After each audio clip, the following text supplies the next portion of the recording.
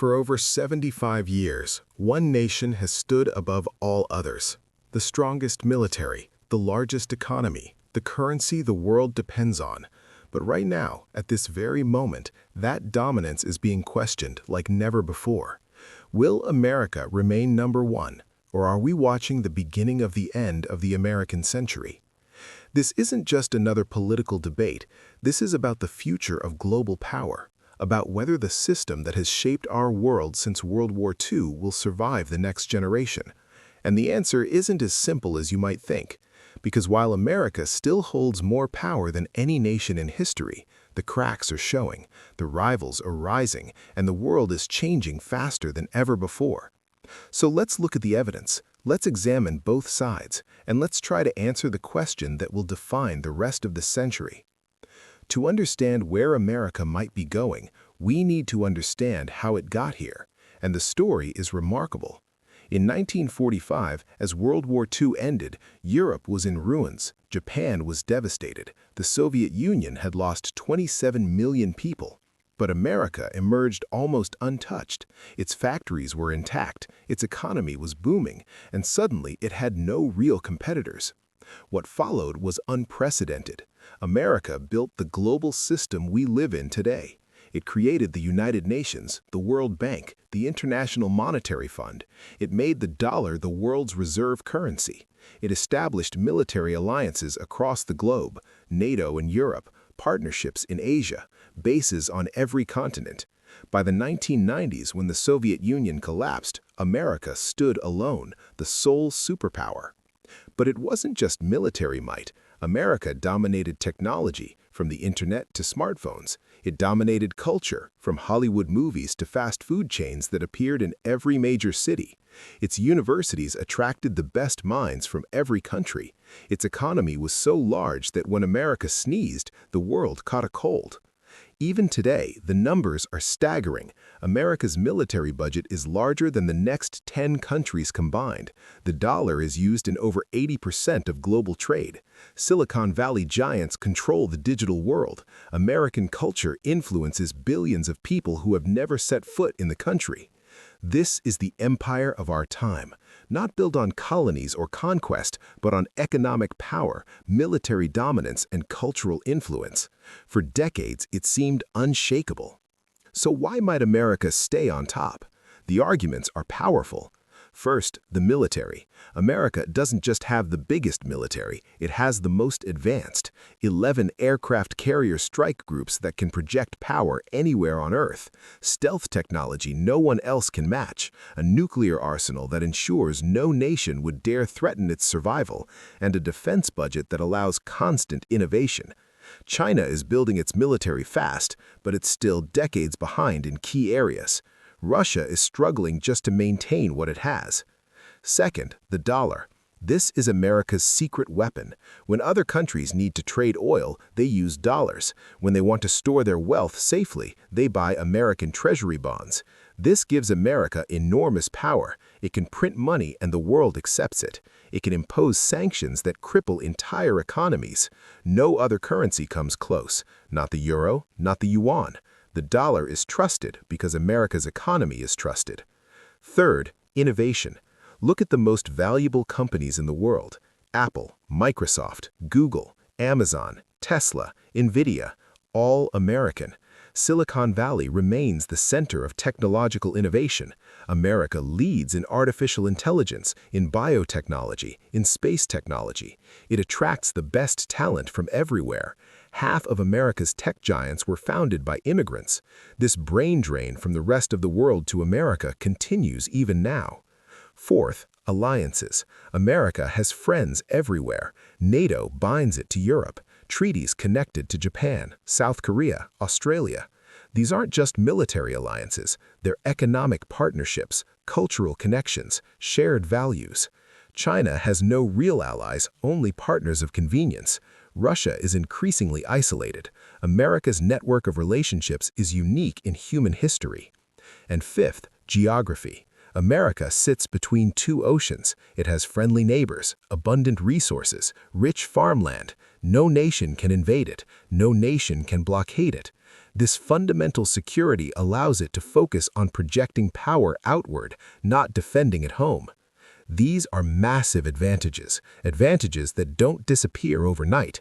Many experts believe that even if America's relative power declines, it will remain number one simply because no other nation can put together the same combination of strengths. But there's another side to this story, and it's getting harder to ignore. First, China. In 1980, China's economy was smaller than Italy's. Today, by some measures, it's already larger than America's. It's the world's factory, the world's largest trader, the biggest creditor to developing nations. China is building a rival system. The Belt and Road Initiative connects it to over 100 countries. Its technology companies compete directly with American giants. Its military is modernizing at breathtaking speed. In 20 years, it's gone from a regional power to a potential global rival. Yes, China has problems: an aging population, a property crisis, an authoritarian system that stifles innovation. But it's not waiting for permission. It's challenging American dominance right now, in trade, in technology, in influence, and it's doing it with a long-term strategy that America seems to lack. Second, America's internal problems. The country is more divided than at any time since the Civil War. Democrats and Republicans can barely talk to each other. Trust in government has collapsed. Infrastructure is crumbling. Healthcare is broken. Education is falling behind. Gun violence is epidemic. These aren't just political talking points. They're real weaknesses that drain resources and attention. The January 6th Capitol riot shocked the world. It showed that American democracy itself might be fragile. If Americans can't agree on basic facts, if they see each other as enemies rather than fellow citizens, how can the nation project unity and strength abroad? Third, the debt. America owes over $33 trillion. That's more than its entire economy. Every year it spends far more than it earns. Interest payments are consuming an ever larger share of the budget. There's less money for schools, roads, research. This can't continue forever. At some point, the world might start questioning whether American bonds are really the safest investment. If confidence in the dollar falters, America's whole system of power could unravel. Fourth, the wars. Iraq, Afghanistan, Libya, Syria. 20 years of military interventions that cost trillions of dollars and hundreds of thousands of lives. And what did America achieve? Iraq is closer to Iran than America. Afghanistan fell back to the Taliban. The Middle East is more unstable than ever. These failures have damaged America's reputation. They've made allies question whether American leadership is wise. They've exhausted the military and the public's appetite for foreign involvement. And fifth, the loss of moral authority. For decades, America claimed to stand for democracy, human rights, the law of rule. But the world has watched. Abu Ghraib, Guantanamo Bay, the surveillance revelations, the support for dictators when convenient, the failure to address inequality at home while preaching to others. Many people around the world no longer see America as a beacon. They see a hypocrite, and moral authority, once lost, is hard to regain. Add climate change, which America has been slow to address. Add pandemics, which exposed weaknesses in the healthcare system. Add automation and AI, which could devastate the middle class. The challenges are mounting, and unlike in the past, there's no consensus on how to respond. So what happens next? Honestly, nobody knows. History gives us clues but no certainties. Every dominant power eventually declines. Rome, the Mongols, Spain, Britain. The pattern repeats. They overreach, they grow complacent, rivals catch up, internal problems multiply, and one day people realize the giant isn't so strong anymore. But history also shows that decline takes time. Britain remained powerful for decades after its empire peaked, and sometimes powers adapt, they reform, they find new sources of strength. America has done this before. After Vietnam, after the financial crisis, it stumbled, learned, and came back stronger. The question is whether America can do it again. Can it fix its democracy? Can it rebuild trust? Can it invest in its people and infrastructure? Can it adapt to a world where it's no longer the unquestioned leader, but one power among several? Some see a future where America slowly fades, like Britain did after World War II, still important, still influential, but no longer number one.